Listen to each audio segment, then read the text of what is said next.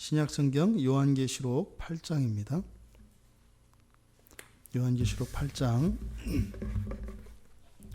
1절에서 6절까지 말씀,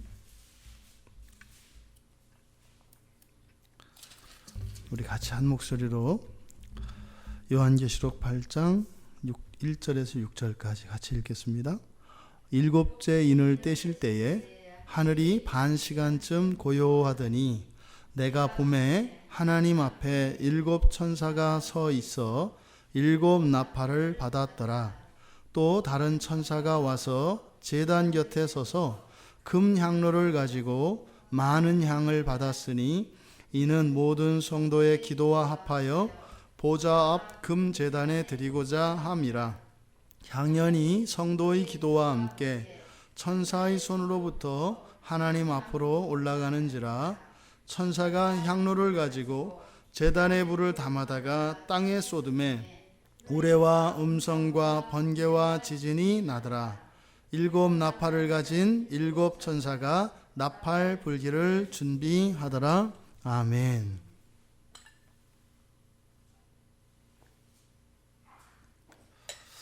예.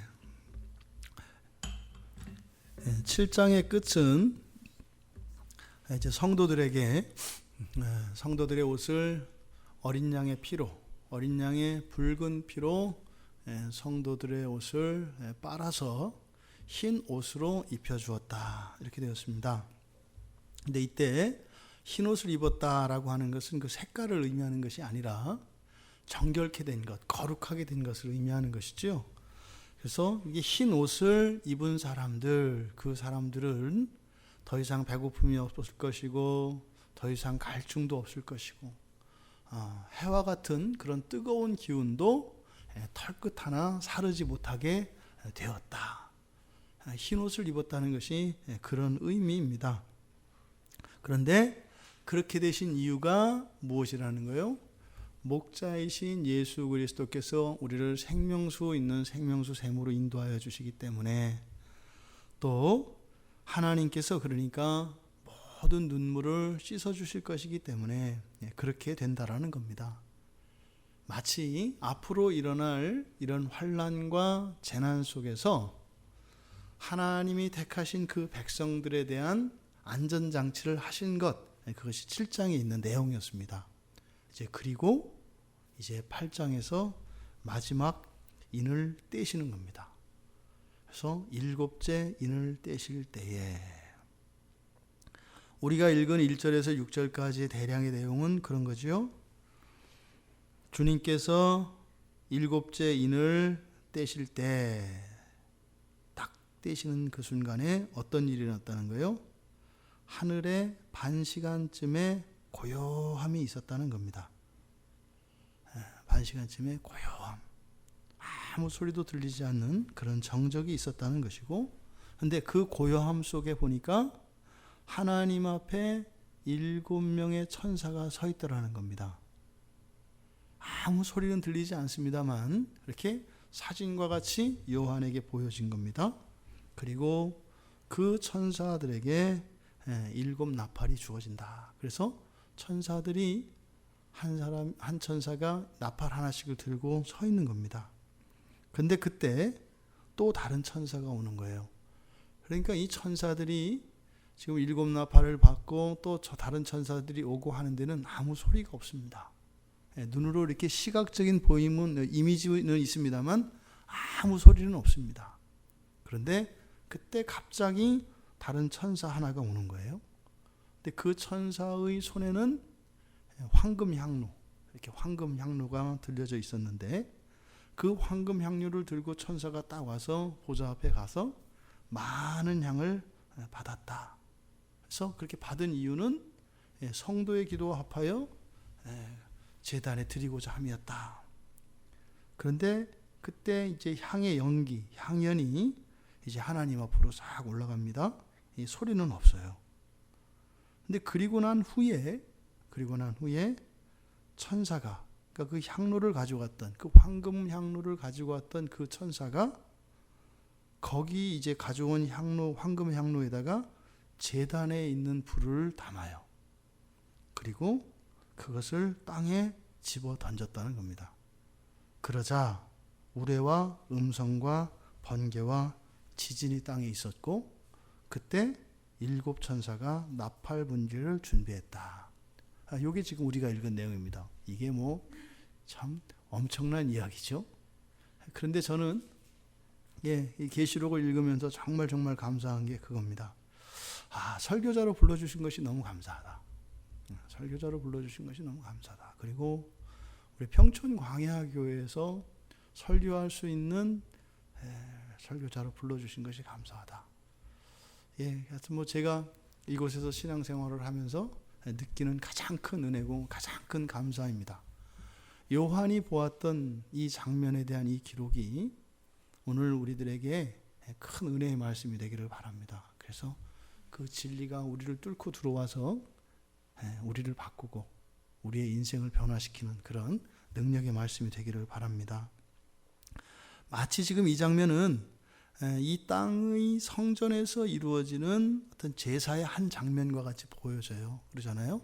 제단이 있고요, 향로가 있고요, 향이 피워지고요 하는 이런 장면은 마치 제사를 드리는 그런 장면 같습니다. 그러니까 이 사도 요한은 어떻겠어요?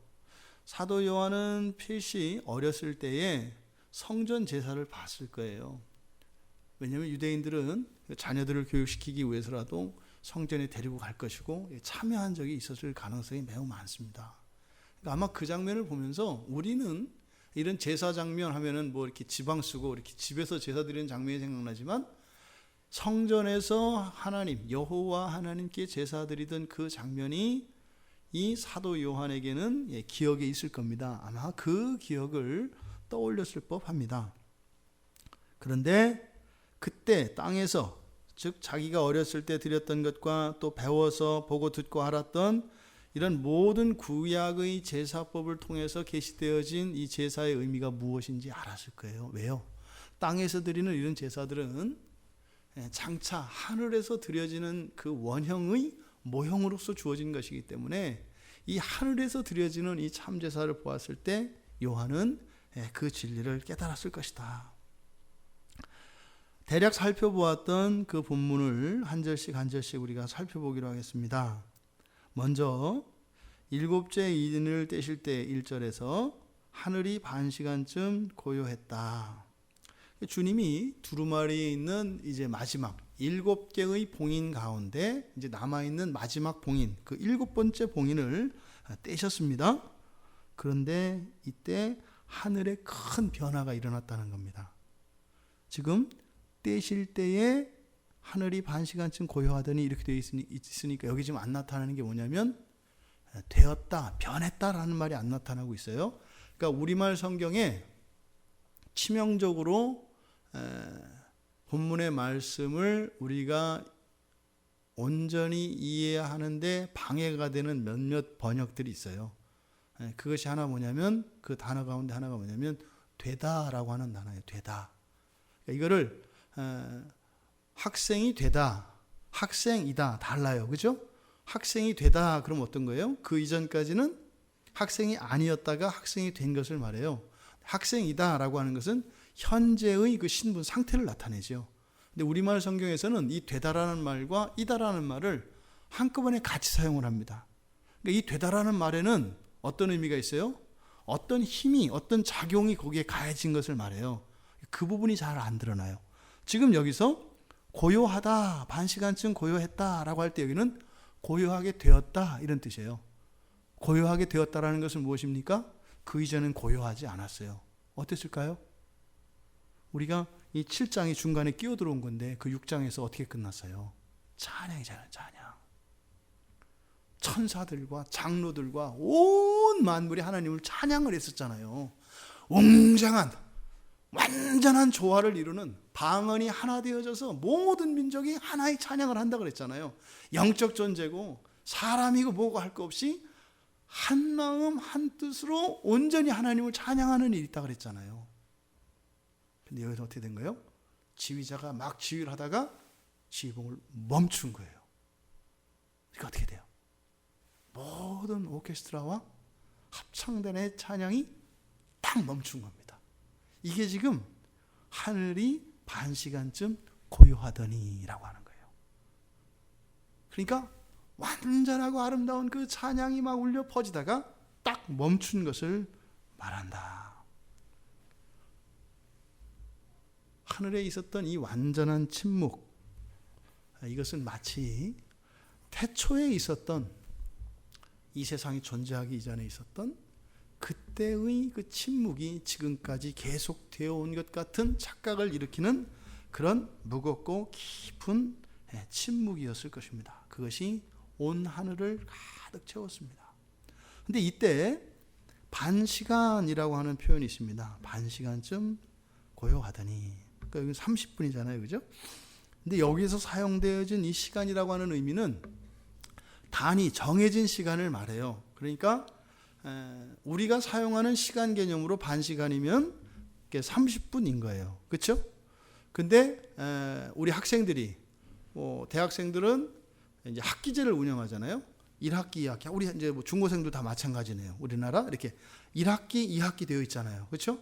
1학기면은 3, 4, 5, 6 내지는 7월 요때까지 1학기라고 하고, 그다음 9, 10, 11, 12 요때 2학기라고 하잖아요.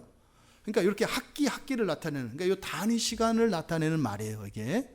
그러니까 반시간이라고 하는 의미는 그러니까 뭐예요? 어떤 정해진 것, 어떤 정해진 그 시간의 절반, 이런 뜻이에요. 그러니까 우리로 말하면 뭐겠어요? 사람이 인생을 말하면 반평생 이런 거죠. 어떤 사람이 반평생을 누워서 지냈어, 이런 걸 말하는 거예요. 50까지 살다가 나머지 50부터 51살부터 100살 될 때까지 어떻게 해요? 알아 누워서 지냈다, 이걸 뭐래요? 반평생 누웠다, 이렇게 하잖아요. 그러니까 여기서 말하는 반시간이라고 하는 의미가 바로 그런 것이다. 그래서 어떤 시간이냐에 따라서 이 길이는 달라지는 거예요. 그렇죠? 그래서 한 시간 단위로 하면 30분이 되는 것이고, 만약에 1년이라고 하는 시간을 하면 어떻게 되는 거예요? 반년으로도 할 수 있는 거예요. 또 한 달로 하면은 반달, 보름도 될 수 있는 거예요. 그러니까 여기서 말하는 반시간이라고 하는 것은 바로 그런 의미다. 그래서 우리말에서 번역을 할 때 쯤이라는 말을 붙인 거예요. 반시간쯤. 그러니까 여기서 이 시간의 의미는 30분을 말하는 것이 아니라 어떤 단위 시간의 반을 말한다. 그런데 이 단위 시간이라는 게 중요한 게요, 그 단위가 중요한 게 아니에요. 그게 중요한 게 아니라 뭐냐면, 이렇게 정해진 시간이라고 하는 것은 어떤 일이 시작해서 완전히 끝날 때까지 걸리는 시간입니다. 예를 들어서 이렇게 그 전기밥솥은 거의 이렇게 취사 시간이 정해져 있잖아요, 그죠? 밥을 씻어가지고 넣어놓고 딱 키면 이렇게 나오잖아요. 취사될 때까지 20분이면 20분, 30분, 30분. 바로 요 개념이에요. 요 개념. 그러니까 사람은 예를 들어서 사람이 이제 아기를 임신을 해요. 그럼 보통 사람이 임신 기간을 우리가 일반적으로 그냥 10달 이렇게 얘기하잖아요. 그러니까 10달이라고 하는 그 시간이 정해져 있는 시간입니다만, 그때 10달이라고 하는 그 개념에서 중요한 것은 무엇이에요? 이 아이가 어머니 뱃속에서 완전히 다 달아나서 태어날 때까지의 시간, 요 개념이 있잖아요. 그러니까 여기서 말하는 이 시간은 그겁니다. 그래서 하나님의 목적이 완전히 다 성취되는 데까지 걸리는 시간, 그런 의미예요. 그러니까 뭐예요? 하나님이 완전히 성취하시는 데까지 걸리는, 소요되는 그 시간의 반이 무엇으로 지나갔다는 거예요? 고요함으로 지나갔다는 거예요. 여러분 한번 생각해 보세요. 오늘 우리들의 하루가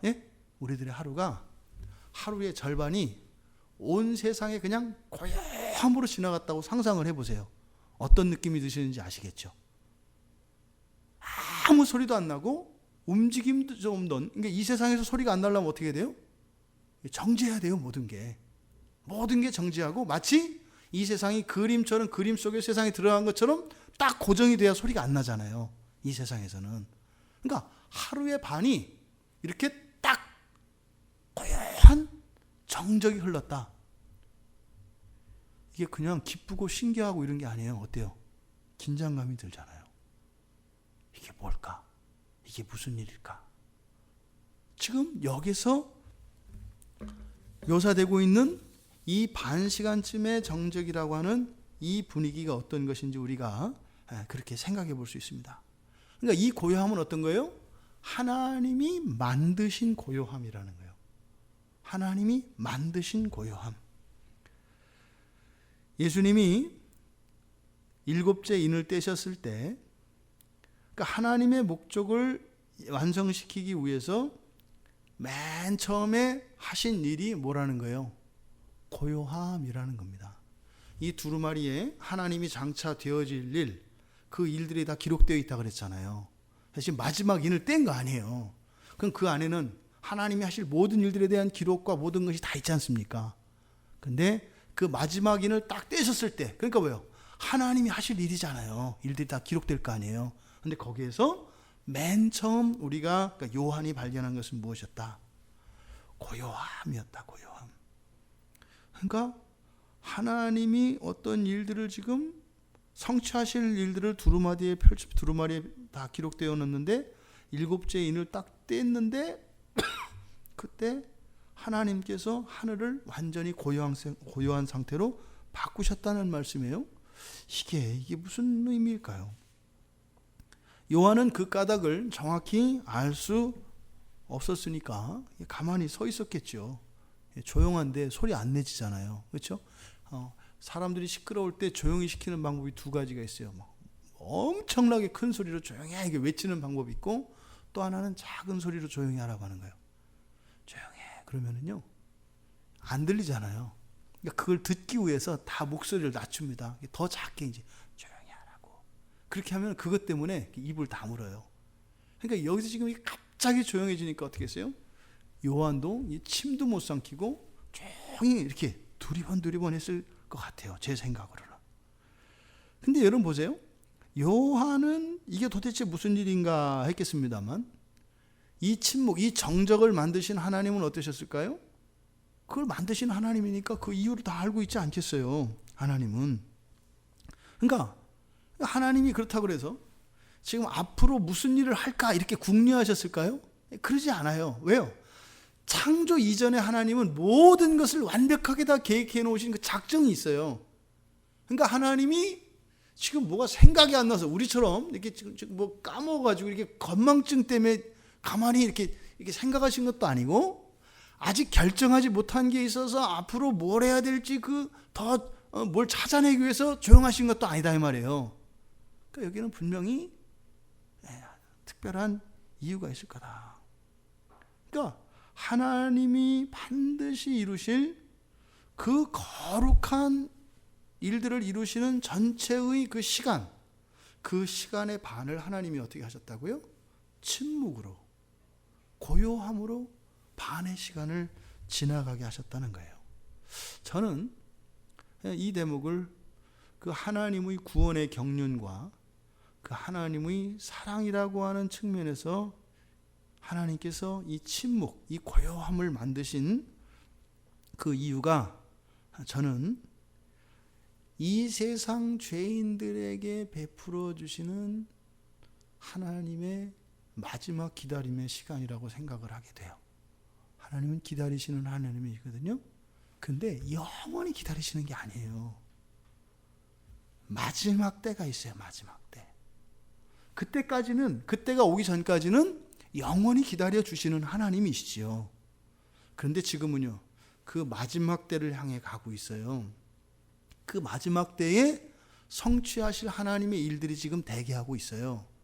그런데 먼저 바로 그 일들, 뭐겠습니까? 심판이죠. 심판을 바로 집행하시는 것이 아니라 어떻게 하셨다?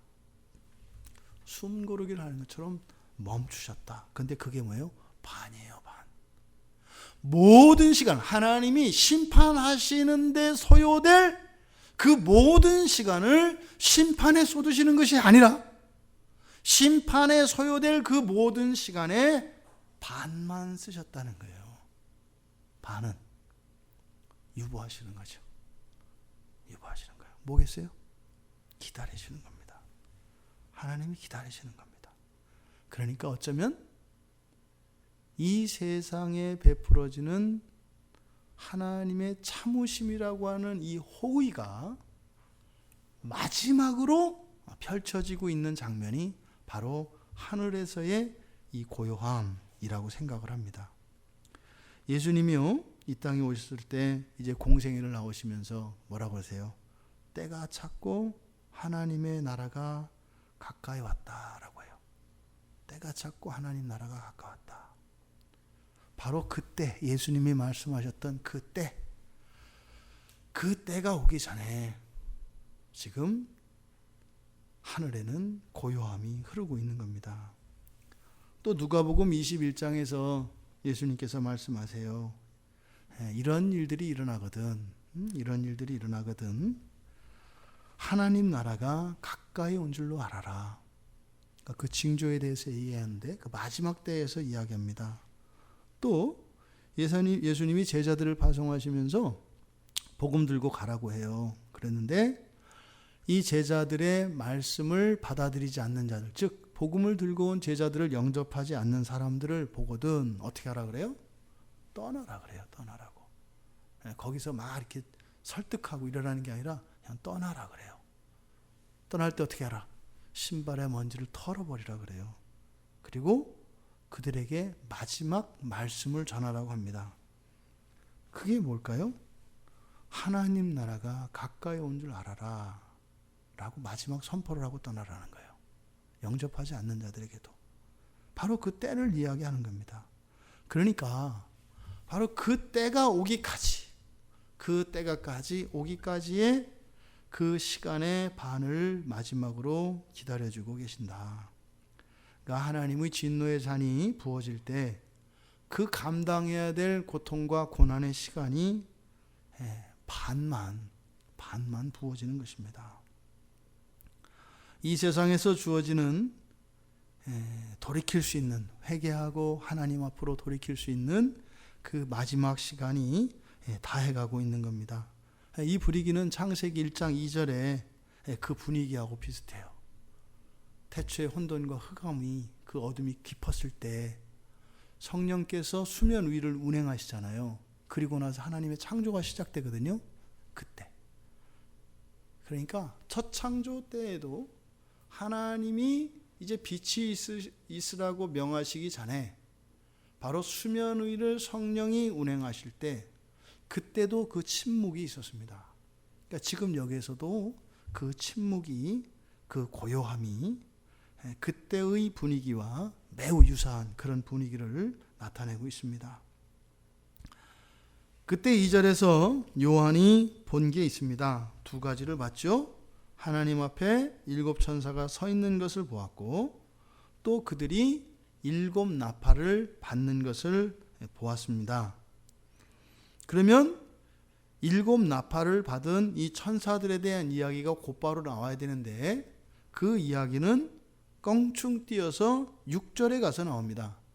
6절에 가서 7 나팔을 가진 7 천사가 나팔 불기를 준비하더라. 천사들은 어떤 존재라고요? 하나님이 명령하시면 즉각적으로 순종할 준비가 되어 있는 존재들입니다. 완전한 준비가 되어 있습니다. 그러면 하나님으로부터 이게 나팔을 받으면 어떻게 돼요? 바로 불 준비로 바로 들어가야 되는 거예요. 그런데 지금 여기서 나팔을 받는 것을 요한이 보았는데 6절에 가서 불 준비를 해요. 그러니까 3절, 4절, 5절은 중간에 끼워 넣은 거지요. 돌발 사건이다 이 말입니다. 지금 그때 이 두 가지를 보았는데 누가 나타났어요? 3절에 다른 천사, 또 다른 천사가 옵니다. 왔습니다. 그리고 그 천사가 어떻게 했다? 제단 곁에 섰다. 지금 여기는 같이 되어 있어요. 그러니까 또 다른 천사가 왔다. 그리고 제단 곁에 섰다. 그런데 이렇게 되어 있습니다만 지금 온 것과 쓴 것이 달라요. 온 것은 천사가 직접 온 거예요. 천사가 직접 왔다. 이렇게 돼요. 그런데 제단 곁에 선 것은 이 천사가 쓴 것이 아니라 누군가에 의해서 거기에 세워졌다고 해요. 그러니까 마치 여러분들이 어떤 사명을 받고 뭐 여러분들이 그 나라 이 나라의 대사가 돼서 대통령으로부터 어떤 이제 파송장을 이렇게 받았단 말이에요. 그걸 들고 이제 외교적인 문제를 해결하려고 갔을 거 아니에요? 가서 일을 하고 다 마치고 어떻게 하겠어요? 여러분들이 그러면 대통령에게로 오겠죠. 왔을 때 가면 어떻게 돼요? 그러면 청와대에 있는 뭐 비서관이나 누구에 의해서 어느 방으로 인도가 되죠. 바로 그걸 말하는 거예요. 이 천사가 하나님 앞으로 오기는 왔어요. 그러니까 어떤 의미입니까? 이 천사는 어떤 사명이 있었던 천사예요. 그러니까 지금 이 일이 있기 전에 하나님이 보내셨다 이 말이에요. 어떤 일로. 그래서 가가지고 그 일을 마치고 지금 온 거예요. 오니까 이 천사가 누군가에 의해서 지금 제단 곁으로 인도돼서 거기에 세워졌다. 이렇게 되어 있는 겁니다. 그러니까 이 천사는 바로 하나님으로부터 어떤 사명을 받고 갔다가 온 천사인 건데, 이 천사가 뭘 가지고 있다 그랬어요? 향로를 가지고 있다 그랬어요. 그러니까 아하, 이 천사는 무슨 명령을 받았던 거예요? 그 향로를 가지고 갔다가 어쨌든 가지고 갔다 가지고 왔는지 아니면 거기에서 가져왔는지는 모르겠습니다만 그 향로를 하나님 앞으로 가져오라는 명령을 받은 천사예요. 그러니까 그걸 가지고 왔다 이 말이에요. 그러니까 어떻게 했어요? 천사가 가지고 왔어요. 그러니까 그래? 그럼 저리로 가. 그래서 제단 앞에 섰다 이 말입니다. 그래서 그 향로를 들고 지금 하나님 앞에 도착을 한 겁니다. 그랬더니 그 천사에게 많은 향이 주어졌다 이렇게 얘기해요. 향이 많이 주어졌다. 그러니까 그 천사가 그 향로를 딱 들고 오니까, 이 황금 향로를 들고 오니까 많은 향을 받았다 이렇게 되거든요. 그러니까 성경에서는 그 보좌 앞에 이렇게 향을 받은 이유는, 그러니까 향을 받았으니 이는 모든 성도의 기도 합하여 보좌 앞 금제단에 드리고자 함이라 이렇게 되어 있지 않습니까? 그러니까 그 향을 받은 이유가 뭐라는 것이에요? 바로 제단에 드리기 위해서 향을 받았다는 거예요. 아하, 바로 1절에서 이야기했던 하나님이 만드신 이 고요함의 이유가 여기 있었던 거죠. 왜요? 기다리신 거예요. 바로 이 천사가 올 때까지 기다리고 계셨던 거예요. 이 고요함의 이유가 바로 이 천사에게 내리셨던 그 명령이 성취될 때까지 기다리셨던 것이었구나. 그래서 하나님께서 고요함을 만드셔서 하늘을 스탑시키셨구나 라고 하는 것을 우리가 알 수 있습니다. 이 천사가 도착했어요. 그러니까요, 이제는 그 침묵의 시간은 끝이 나는 거죠. 그런데 그 내용을 보니까 바로 하나님이 기다리셨던 게 바로 뭐예요? 그 향로에 담겨 있는 게 뭐라고요? 성도의 기도입니다. 이 땅에서 하나님께 드려진 모든 기도가 지금 여기에 나타난 다른 천사의 그 황금 향로 안에, 근데 여기 성경에서는 안에가 아니라 위에 있다 이렇게 그래요. 그 황금 향로 위에 성도의 기도가 있다 이렇게 돼요. 그러니까 사실은 이렇게 그림으로 그리자면 천사가 이렇게 황금 향로를 들고 있어요. 그런데 여기에는 마치 뭐가 이렇게요? 무슨 가스처럼 그 성도들, 이 땅의 성도들이 지금까지 이 땅을 살았던 모든 성도들의 기도가 이렇게 안개처럼 이렇게 있는 이제 그런 모습인 거예요. 이거를 시각화하자면 그렇게 나타나 있습니다. 그러니까 이걸 지금 들고 온 거예요.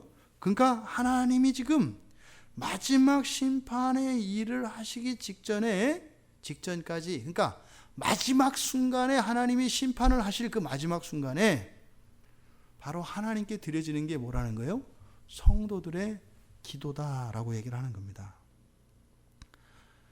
마태복음 19장 28절에서 예수님이 그렇게 얘기를 하세요. 제자들한테. 내가 이제 보좌에 앉아서 세상을 심판하게 될 건데 12제자 사도 너희들은 12보좌에 앉아서 너희들이 12지파, 그러니까 이스라엘을 너희들이 심판하게 될 것이다. 이렇게 말씀을 하세요. 그때 우리가 이 말씀을 알기 전까지는 어떻게 해요?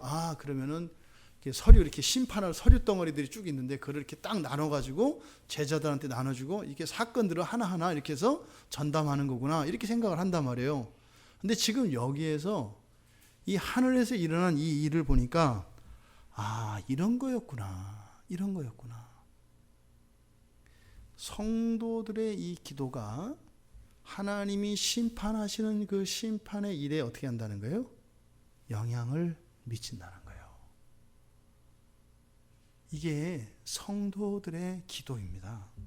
그러니까 기도의 완전히 새로운 차원을 우리가 여기서 보게 되는 겁니다. 그러니까 하나님이 세상을 심판하실 때에 이 땅을 살았던 모든 성도들이 함께 그 심판에 참여하게 된 것을 예수님께서 제자들에게 말씀하셨던 거죠. 이미 세워놓으신 작정대로 심판하실 것입니다. 하지만 성도들의 기도를 들으시고 그것을 분명히 감안하신다는 거예요. 하나님의 심판에 여러분들의 기도가 다 고려가 된다는 거예요. 여기에 의하면 따라서 반시간쯤이라고 하는 것은 성도들의 기도가 다 끝나는 시간과 일치하겠네요.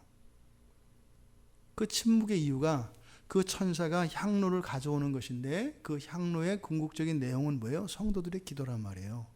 그러니까 거기에 담겨질 성도들의 모든 기도, 마지막의 기도, 마지막 기도 제목이 하나가 담길 때까지 이 천사는 오지 않았겠죠. 그러니까 이 지상의 성도들의 기도가 다 맞춰지는 시간과 일치하게 되는 겁니다. 보세요. 기도가 다 드려졌어요. 그리고 드디어 하나님의 심판이 임한다 이 말입니다. 딱 맞아 떨어지는 거예요. 그러니까 뭐 헐레벌떡 주님 나중에 이것 좀 하나 더 끼워 넣어 주세요. 이런 거 없다 이 말이에요. 그냥 동시에 일어난다 이 말이에요. 동시에.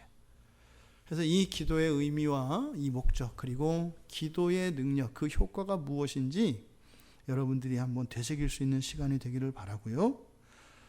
자, 그다음 4절에 보니까 향연이 성도의 기도와 함께 천사의 손으로부터 하나님 앞으로 올라가는지라. 지금 3절과 4절이 번역이 좀 애매하게 돼 있어요. 그래서 이렇게 우리가 보면은 말은 되는데 이게 좀 사실은 정확하게 나타나 있지 않아요. 3절도 보세요. 이렇게 향을 받았는데 그 이유가 뭐라고 그랬어요? 성도의 기도와 합하여 보좌 앞 금제단에 드리고자 함이라. 이게 무슨 말이냐 이 말이에요. 이게 성도의 기도와 합하여 보좌 앞 금제단에 드리는 그 향을 받았는데 그 향을 어떻게 해요? 그 기도하고 같이 제단에다 이렇게 놓는다는 거예요. 이게 뭐 말이 되는 것 같은데 가만히 생각해 보면 이게 무슨 말인지 몰라요.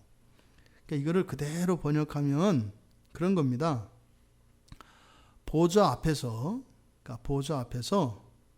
황금 향로 위에 있는 그 모든 성도들의 기도에 부어지기 위해서 향을 받았다 이렇게 되는 거예요. 그러니까 지금 어떻게 되는 거예요?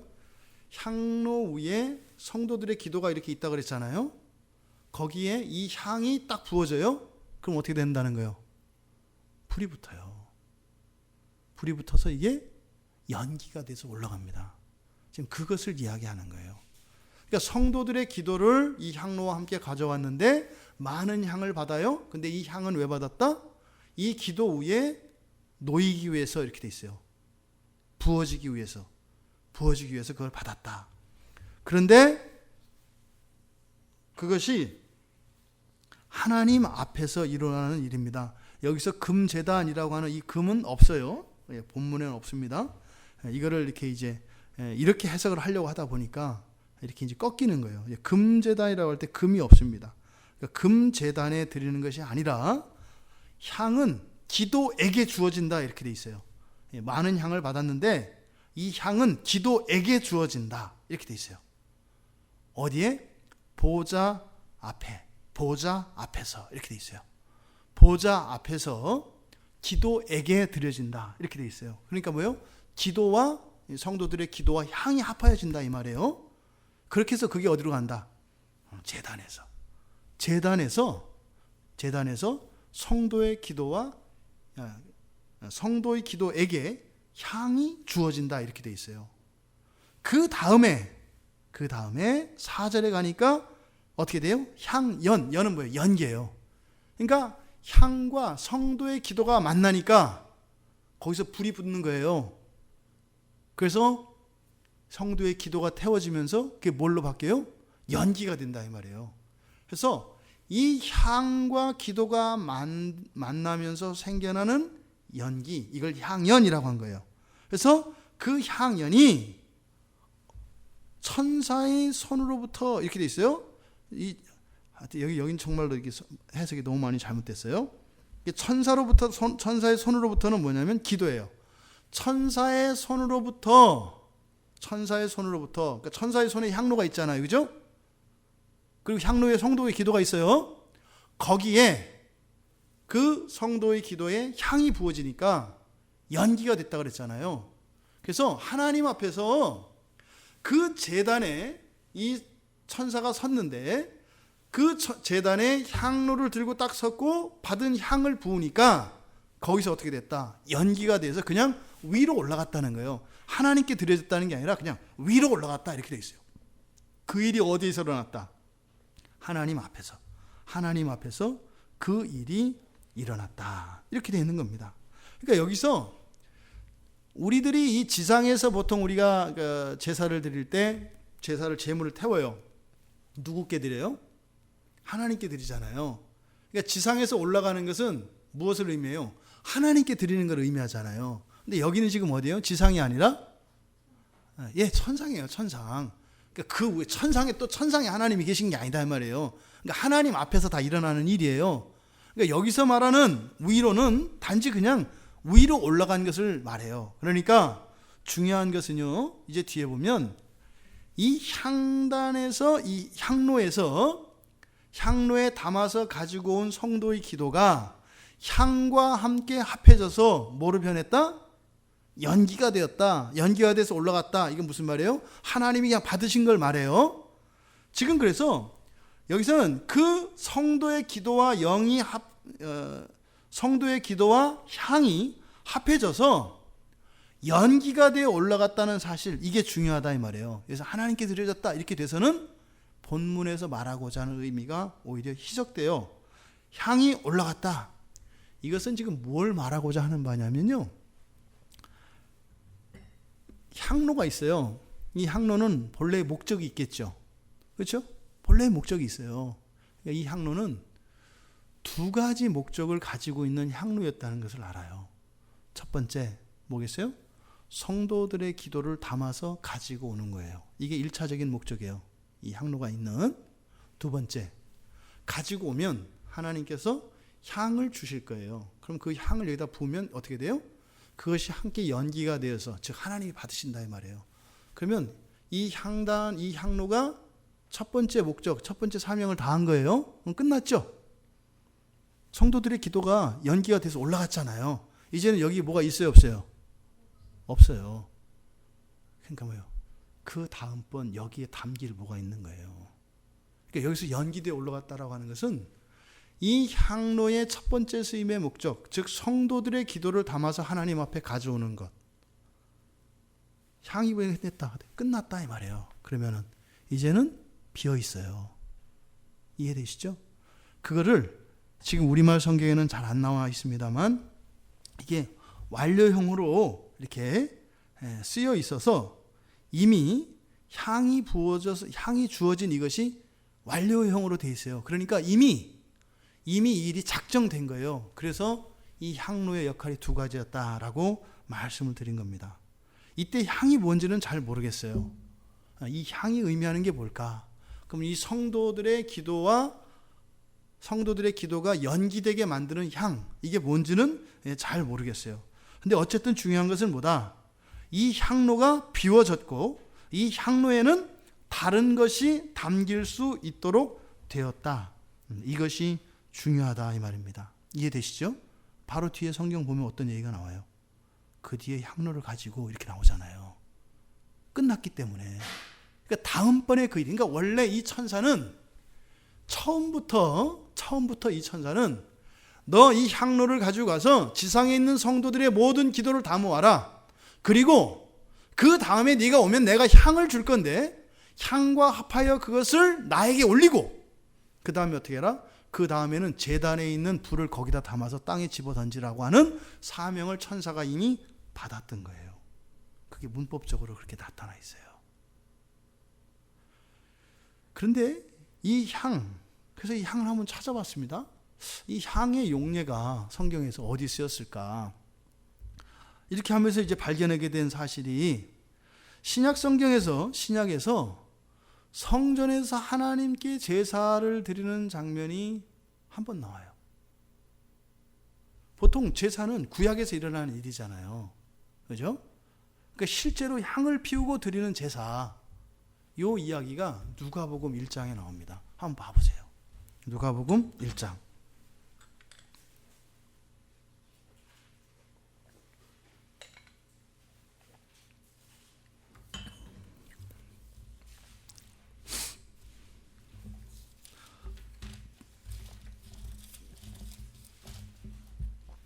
이 누가복음 1장은 바로 누구에 대한 내용이에요? 세례 요한의 출생에 대한 이야기입니다. 세례 요한의 출생. 그래서 어떻게 이 세례 요한이 태어나는가에 대해서 쭉 이제 나와 있는 내용이거든요. 그런데 지금 이 세례 요한의 아버지가 누구죠? 세례 요한의 아버지 8절에 보니까 뭐라고 돼 있어요? 마침 사가랴가 그 반열의 차례대로 이렇게 쭉 나와요. 그런데 이 세례 요한의 아버지가 제사장 사가랴입니다. 이 사가랴가 여기서 지금 제사 드리는 장면이 여기에 그대로 묘사되어 있어요. 그렇죠? 8절부터 보니까 마침 사가랴가 그 반열의 차례대로 하나님 앞에서 제사장의 직무를 행할세 제사장의 전례를 따라 제비를 뽑아 주의 성전에 들어가 뭐하고? 분향하고. 이때 이 향이 똑같은 거예요. 향을 태우는 걸 분향한다 그래요. 근데 지금 천상에서 성도의 기도와 향이 합하여져서 태워졌다 그랬잖아요. 그죠? 그러니까 이때 분향을 하고 모든 백성은 그 분향하는 시간에 밖에서 기도했다. 그때 주의 사자, 천사죠. 이때도 마찬가지 천사예요. 이 천사가 나타나서 이 사가랴에게 이야기합니다. 뭐라고요? 무서워하지 말라고요. 그리고 너한테 아들이 날 거다. 근데 이미 이 아내는 엘리사벳은 아이를 가질 수가 있어요? 없어요? 없어요. 이게 사실은 이 세례 요한이라고 하는 사람은 어떻게 보면 예수님과 정반대의 출생의 신비를 가지고 있는 사람이에요. 예수님은 아비의 씨가 없이 여자의 몸에서 태어나신 분이죠. 그렇잖아요. 근데 세례 요한은요. 어미에게 난자가 없어요. 이 일이 언제 있었죠? 사라에게 있었죠. 사라에게. 경수가 끊긴 사라에게 이삭이 태어나잖아요. 그것과 똑같은 일이 지금 바로 이 엘리사벳에게 일어나는 거거든요. 그러니까 임신할 수 없는 아내에게서 아들이 생길 거라고 천사가 와서 이야기를 한단 말이에요. 그리고 그가 어떻게 할 거다? 이스라엘을 하나님 앞으로 인도할 거다. 이 얘기를 했어요. 그리고 나서 어떤 일이 일어나나요? 그 뒤로 분향을 했고 향을 피웠어요. 그때 천사가 나타나서 예언을 했어요. 그 다음에 어떤 일이 일어나요? 사가랴가 벙어리 돼요. 이 분향, 이 향을 태우는 장면을 가지고 이 누가복음 1장에서 그러니까 신약 성경에서 유일하게 나오는 분향을 하는 이 장면과 지금 계시록 8장에서 분향하는 이 장면을 같이 오버랩을 시켰을 때 놀라운 구조가 발견되는데 뭐예요? 향을 피우는 장면을 두고 천상의 하늘의 고요함이 있고요. 이 지상에서는 어떤 일이 있어요? 사가랴의 침묵이 있어요. 향을 피우는 일을 기준으로 하늘의 고요한 침묵과 이 땅 사가랴에게 벙어리가 되는 침묵이, 한 개인에게 침묵이 있는 그런 사건이 동일하게 일어나요. 이게 되게 신기하죠. 그 뒤에 어떤 일이 일어나요? 바로 오실 메시아에 대한 선언. 그래서 오실 메시아를 준비하는 자, 광야에 외치는 자의 소리로서 길의 역할을 감당하는 요한이 옵니다. 그러니까 지금 이 향과 관련돼서 이 누가복음 1장에 이 사건을 생각나게 합니다. 자, 그 천사가 이제 그는 어떻게 해요? 그 천사가 5절에서 향로를 가지고, 그러니까 이 가지고 그러니까 별로 이게 의미가 잘 안 드러나요. 가지고가 아니라 가지고가 뭐냐면 집어들었다는 뜻이에요. 집어들어서. 그러니까 어떤 의미겠습니까? 바로 이제는 1차 임무가 끝난 거예요. 그죠? 그 향을 가지고 와서 지금 그런 거네요. 향에다가 불을 붙인 게 뭐였어요? 그러니까 지상에서는 향에다 향을 태우려면 불을 붙여야 되는 거죠. 지상에서는. 그렇죠? 뭘 태우려면 불이 있어야 되잖아요. 근데 이 하늘에서는 어떻게 했던 거예요? 바로 이 향을 태우기 위해서 성도의 기도가 있었던 것이네요. 그래서 이 성도의 기도에게 향을 드렸다 그랬는데 바로 이게 이제 향을 태우는 것이 됐으니까 바로 그 일 후에, 그러니까 이 향로에 이제는 향로에서 분향이 이루어진 겁니다. 그러고 나니까 향로가 그 향로를 집어들었다. 그리고 제단의 불을 불로 채웠다. 이렇게 돼요. 향로의 제단의 불로 채웠다. 그리고 땅에 던졌다. 쏟았다고 하는 것은 어떤 거겠어요? 향로가 있고 그 안에 있는 불만 쏟은 것 같잖아요. 근데 성경은 그렇지 않고 향로를 집어들었고 그것을, 그 향로를 제단의 불로 채웠고 제단의 불로 채운 그 향로 전체를 그냥 던졌다고 해요. 이 천사가. 향로 전체를. 그러니까 불만 쏟은 게 아니라 향로체, 불이 담긴 그 향로체. 그럼 보세요. 황금 향로였어요. 가지고 올 때는. 성도들의 그 기도를 담아 가지고 올 때는 황금은 무엇을 의미해요? 순결과 정결을 의미합니다. 근데 그것이 향을 태워서 하나님께 드려졌어요. 그 다음에 거기에 뭐가 담겨요? 제단에 있는 불이 담겨요. 그러면 향로가 어떻게 됐을까요?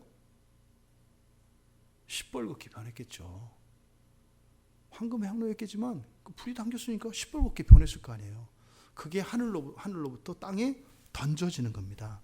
그러니까 어떤 일이 일어나요? 그냥 소리만 나는 것이 아니라 뭐가 일어나요? 그렇게 했더니 지진도 일어나잖아요. 천둥 소리가 일어나고요. 또 우레가 천둥이죠. 그다음에 음성과 번개와 지진이 나더라 그랬어요. 이때 음성이라고 하는 것은 그 사람의 목소리, 이걸 의미하는 게 아닙니다. 의미를 가진 소리를 말해요. 의미를 가진 소리. 그러니까 이 음성은 뭘 의미하는지는 몰라요. 단지 이 음성이라고 하는 이 단어는 의미를 가진 소리. 예를 들어서 지나가는 자동차들의 소음, 이건 의미가 있어요, 없어요? 의미 없어요. 그런데 민방공 훈련할 때 울려 퍼지는 사이렌이나 이런 것은요, 의미가 있다 이 말이에요. 그러니까 천둥 소리가 나고 번개가 쳤고 거기에는 어떤 하나님의 메시지가 들려지는 그런 소리가 났다는 거예요. 그리고 나서 땅에 뭐가 있어요? 지진이 일어났다고 합니다. 보세요, 여러분. 하늘은 어땠습니까? 고요했습니다. 그때 어떤 천사가 향로를 가지고 와서 성도들의 기도와 향이 합하여지니까 향에 불이 붙어서 연기가 돼서 사라졌고, 거기에다가 제단에 불을 담아서 땅에 던지니까 땅은요, 생지옥이 된 겁니다. 천둥 치고요, 번개 때리고요, 지진이 일어나고요. 그리고 이것이 무슨 일인지 알 수 있는 어떤 소리가 들렸다는 겁니다. 이 소리는 또한 하나님이 만드신 겁니다.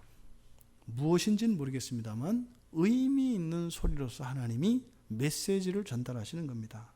그거는요, 마치 구약의 선지자들과 이 날이 있기 전까지 하나님이 세우신 모든 설교자들, 설교를 통해서 선포되어졌던 모든 메시지들이 있지 않습니까? 그 모든 것을 종합한 소리이겠죠. 그때 이 음성으로 번역되어진 이 단어는 이 땅에 있는 자들이 이 소리를 들으면 어떻게 될까요?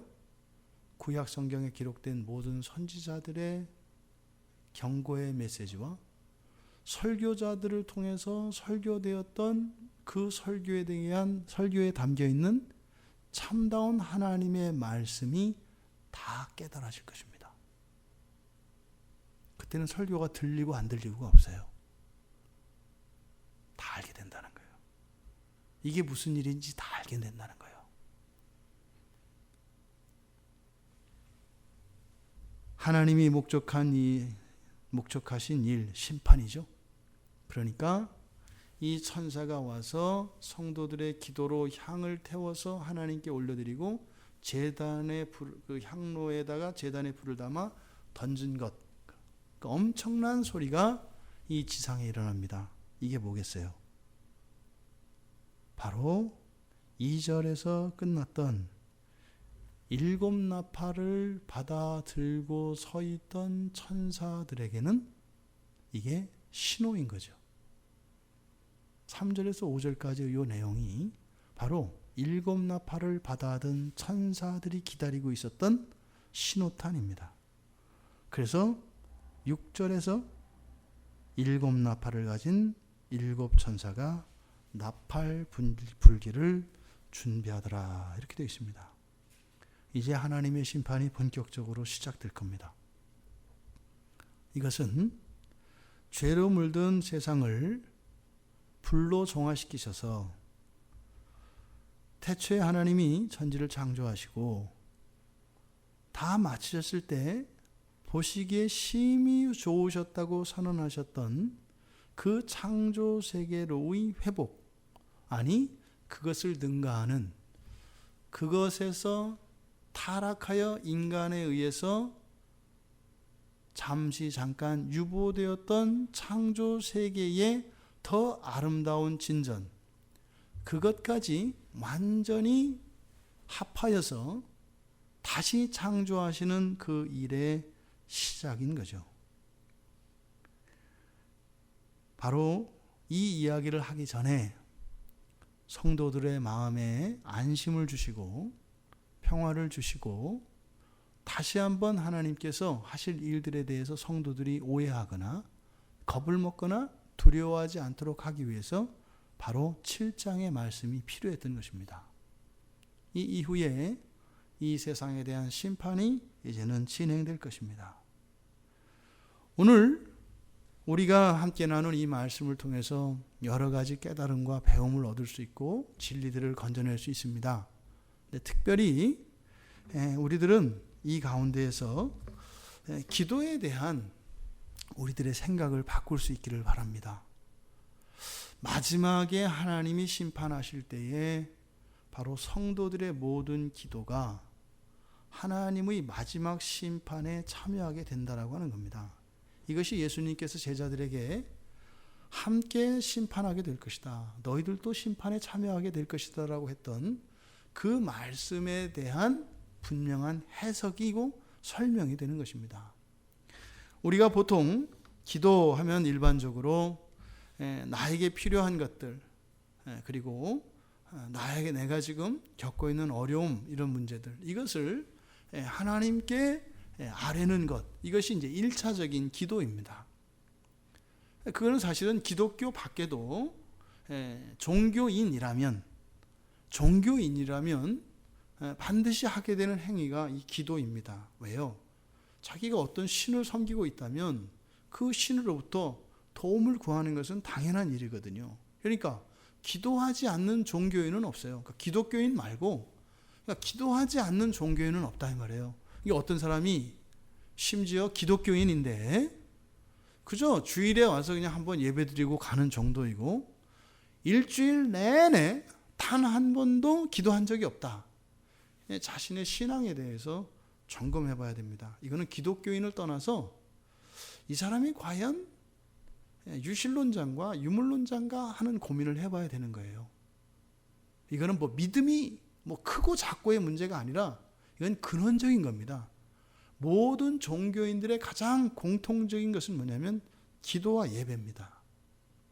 그 빈도에 있어서 또 그것의 정도에 있어서 차이는 있을 수 있습니다만 이 기도와 예배라고 하는 이 행위는 반드시 모든 종교인들의 삶 속에서 없을래야 없을 수가 없는 그런 표적들입니다. 그 나의 삶 속에 이러한 예배가 없고 기도가 없다, 그 사람은 종교인이 될 수 없는 거예요. 기독교인은 뭐겠어요? 종교인과 기독교인의 차별화되는 것은 대상에 있어요. 누구에게 누구에게 그것을 하는가? 누구를 의지하는가? 여기에 차 있는 것이죠. 그랬을 때 또 기도의 양상과 기도의 목적과 기도의 효력이 달라집니다. 그러니까 이런 첫 번째 기도의 차원에서 기도를 하게 되는 첫 번째 이유는 우리의 필요, 이것이 첫 번째다. 근데 이거는 모든 종교인들은 다 하는 거다. 그 다음, 그럼 기도가 조금 더 깊어지고 이 기도가 성숙해지면 어떻게 돼요? 나라고 하는 것은 나와 관계를 맺고 있는 주변 사람 모두를 포함하는 겁니다. 우리까지 포함한 거예요. 나를 위한 기도라고 하는 것은. 그러니까 내 가족을 위한 기도, 우리 교회를 위한 기도, 내 나라를 위한 기도, 이것이 다 나를 위한 거예요. 그 안에 포함되어 있으니까. 그래서 우리를 뭐라 그래요? 1인칭 복수라고 하잖아요. 그러니까 그걸 다 포함한 것을 나를 위한 기도라고 얘기를 하는 거예요. 그러니까 비나이다 천지신령께 비나이다 하는 사람도 가서 이 나라의 평화 안정을 위해서 구하고 한단 말이에요. 근데 그게 남을 위한 기도가 아니라 뭐다? 나를 위한 기도다 이 말이에요. 나를 위한 기도. 근데 이것이 성숙하게 되면 어떻게 돼요? 나를 벗어난 타자, 우리와 상관이 없는 타인, 남을 위한 기도를 하게 돼요. 그 남에는 누가 포함될까요? 원수도 포함이 돼요. 그러니까 이 기독교의 기도는 원수를 위해서도 기도할 수가 있어요. 타종교에서 기도는 원수를 위한 기도 없습니다. 우리를 위한 기도로 확장될지는 몰라도 원수를 위하여 기도하는 종교는 없어요. 왜요? 원수와 나는 제로섬에서 둘 중에 하나만 존재해야 되는 거거든요. 그러니까 나의 승리가 원수의 패배이기 때문에, 반대로 원수의 승리가 나의 패배이기 때문에, 그래서 원수가 포함된 남을 위해서는 기도할 수가 없어요. 그런데 기독교는요, 남을 위해서도 기도하는 종교가 돼요. 그러니까요, 기도가 성숙해지면 미워 죽겠는데 그 사람을 사랑하며 그 사람을 기도하게 돼요. 이게 기독교의 신비입니다.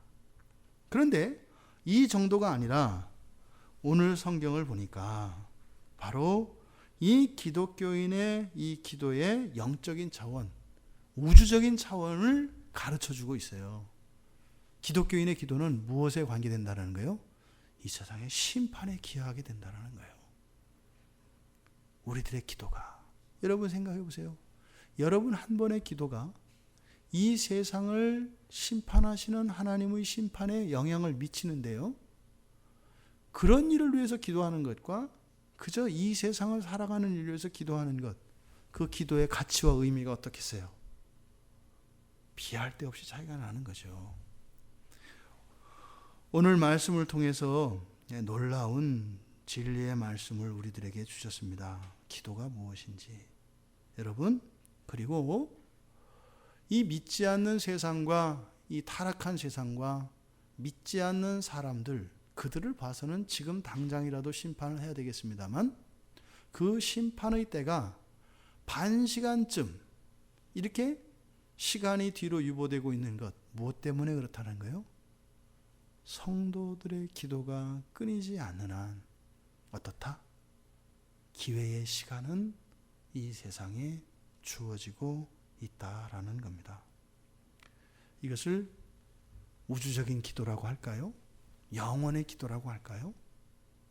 이러한 기도에 대한 의미와 가치가 깨달아지기를 바라고, 또 그 하나님의 심판에 참여하게 되는 이 우주적인 기도를 하는 그 기도의 사람들이 모두 다 될 수 있길 바랍니다. 지금은 모르지만 그 마지막 날에 우리들의 기도가 향을 태우고 하나님께 드려졌을 때 그것을 따라 심판하시는 하나님의 심판을 여러분들이 보게 될 것인데, 그때 여러분들이 경험하게 될 그 영광과 감격은 지금 우리가 상상도 할 수 없을 것입니다. 7대 7째 인을 떼실 때에 있었던 이 반시즌 동안의 고요함, 그리고 그 고요함의 이유, 바로 성도의 기도였다. 그래서 이 성도의 기도의 의미를 다시 한번 깨달으시며 여러분들에 대한 인생에 대한 의미 그리고 가치도 되돌아볼 수 있는 시간이 되길 바랍니다.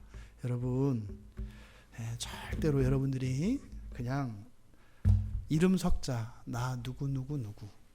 그래서 지금 여러분들의 신분, 누구의 아내, 누구의 남편, 누구의 아들과 딸, 누구의 형제, 그리고 어느 단체에 소속된 일원, 이 정도가 아니라 우주를 새롭게 재창조하시는 하나님의 그 재창조에 참여하고 있는, 정말 하나님이 태초에 사람을 창조하시고 이 세상을 다스리는 통치자로 여러분을 불러주신 그 참다운 의미를 깨달으며 여러분들의 인생을 살아가시기 바랍니다.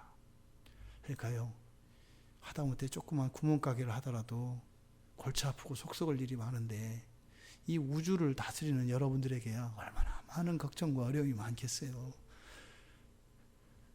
그러니까 여러분답지 않게 우주를 다스리시는 분들이 그 걱정이 많다고 그러면 어떻게 돼요? 원래 큰 일을 하면 그런 일이 있는 겁니다. 그래서 여러분, 우리의 인생을 다시 한번 돌아봅시다. 영원의 관점에서 그 심판날에 우리들의 인생의 의미를 다시 한번 돌아보며 그렇게 새롭게 되어질 수 있는 우리 모두가 되기를 주님의 이름으로 축원합니다. 우리 말씀을 생각하며 우리 같이